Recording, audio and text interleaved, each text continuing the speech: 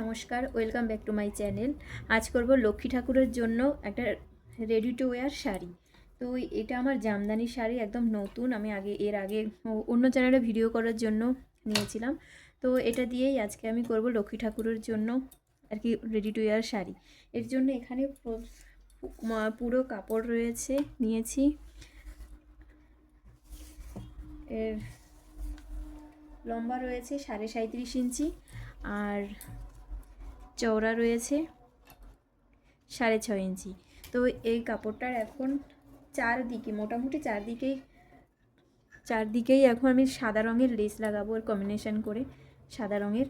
তো এর জন্য প্রথমে কোল আঁচলের জন্য আমি রাখবো 4 ইঞ্চির মতো, মানে কোল আঁচল এই 4 ইঞ্চির মতো ছেড়ে বাকি এগুলো তো প্লেটস হবে। আর এইদিকে আঁচলের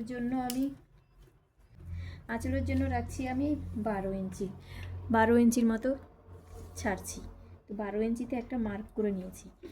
আর এই যে বাকি যে যে কাপড়টা এখানে রয়েছে, এই কাপড়টাই আমি পুরো কুচি করব।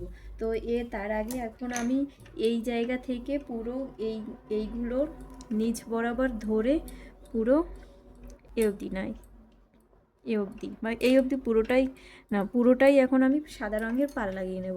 তো পার লাগিয়ে তারপরে দেখাচ্ছি কীরকম এটার লুক আসছে। তো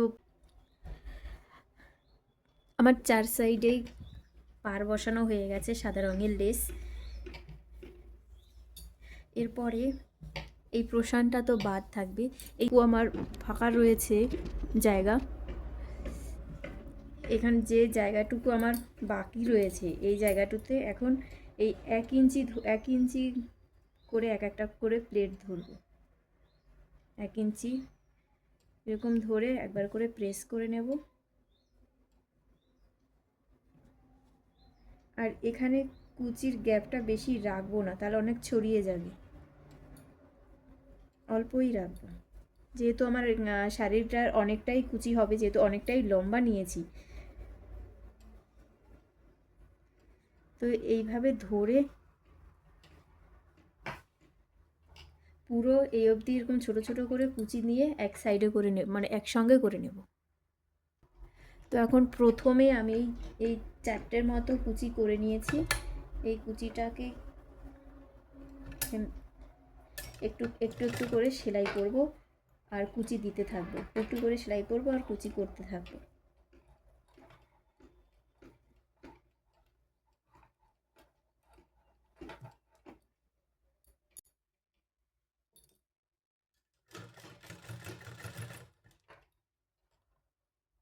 এই পর্যন্ত হওয়ার পরে কুচিটা আমার মোটামুটি হয়ে গেছে।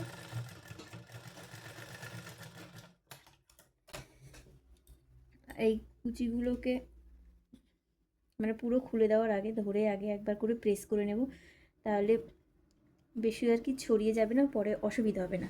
তো এইভাবে প্রেস করে রাখবো, না হলে আর একটা কাজ করা যায়, এখানে একটা সেলাই মেরে নিই এখন, পরে ওটা খুলে দেওয়া যাবে, নাহলে কুচিগুলো একদম এলোমেলো হয়ে যাবে। তো এখানে সব থেকে বড় যে সেলাইয়ের এটা রয়েছে, তো এটা স্থির থাকবে।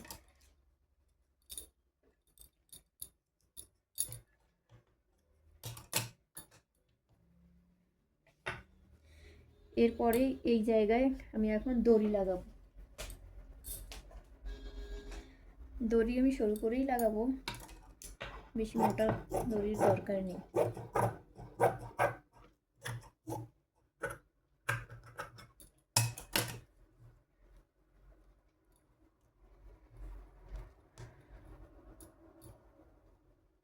আর এটা একটু লম্বাই নিয়েছি, কারণ লক্ষ্মী ঠাকুর কতটা মোটা কী হবে, বেশি মোটা হবে না, তবু আমি একটু লম্বাই রেখেছি, যতটুকু দরকার হবে ততটুকুই আর কি দিয়ে আমি সেলাই মানে বেঁধে নিতে পারবো। আর বাকিগুলো পেছনেই থাকবে, ওটা দেখাও যাবে না।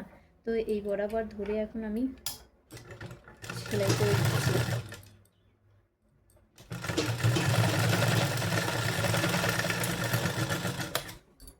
আর এখান থেকে এটা বেশি মোটা হয়ে না যায়, সেই জন্য এটা কেটে বাদ দিয়ে নিচ্ছি।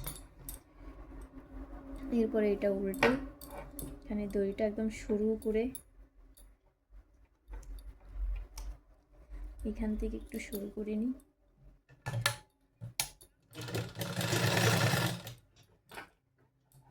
এইখানে এলে এখানে এই উপরে যে সেলাইটা রয়েছে সেই সেলাইটা যাতে না দেখা যায়, সেই সেলাইয়ের উপর দিয়ে এই পট্টিটা বসিয়ে নেব।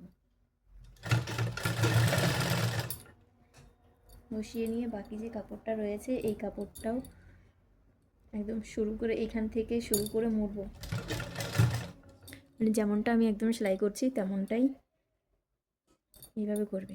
যারা আমার চ্যানেলে নতুন অবশ্যই আমার চ্যানেলটিকে সাবস্ক্রাইব করে পাশে থাকবে। আর ভিডিওটা কেমন লাগলো অবশ্যই সেটা কমেন্ট করে জানাবে।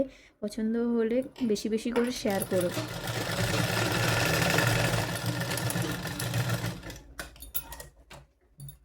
এরপরে এক্সট্রা যে সুতো এখানের ওখানের বেরিয়ে থাকবে সেগুলো কেটে ভালো করে ফিনিশিং দিতে হবে। আর অনেক সময় এই লেসগুলো বড্ড এই একদম কোণের দিক থেকে একটু বেঁকে আসে, তো কিছু কিছু লেস কাটা সম্ভব, কিছু কিছু সম্ভব নয়।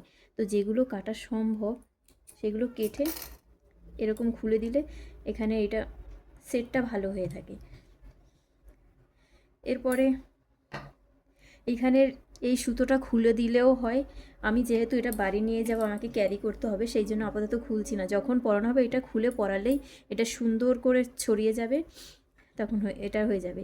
আর শাড়িটার এরপরে যেহেতু আটপৌরে যদি পরানো হয় এইটা এইভাবে নিয়ে এসে পেছন দিক দিয়ে করা হবে, সেই জন্য একটু লম্বা রেখেছি। তো এরপরে এর যার যতটুকু চওড়া মোটা প্লেট করার দরকার সেই এইভাবে প্লেট করে নিতে পারবে।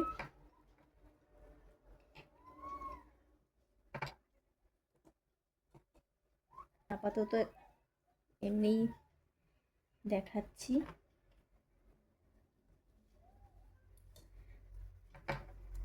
এটাও আমি এখন সব থেকে যে বড় সেলাইয়ের এটা রয়েছে সেই সেলাইয়ের এটা দিয়েই করে রাখছি।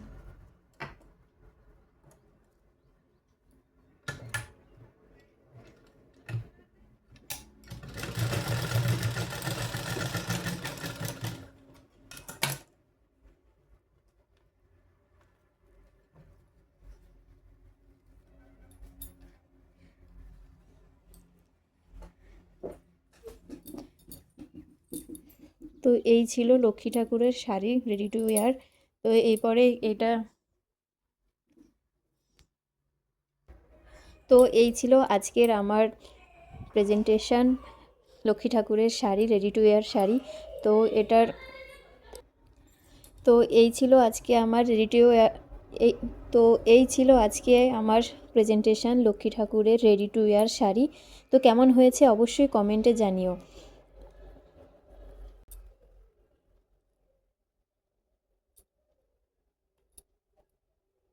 তো এইভাবে পরানো হবে লক্ষ্মী ঠাকুরকে।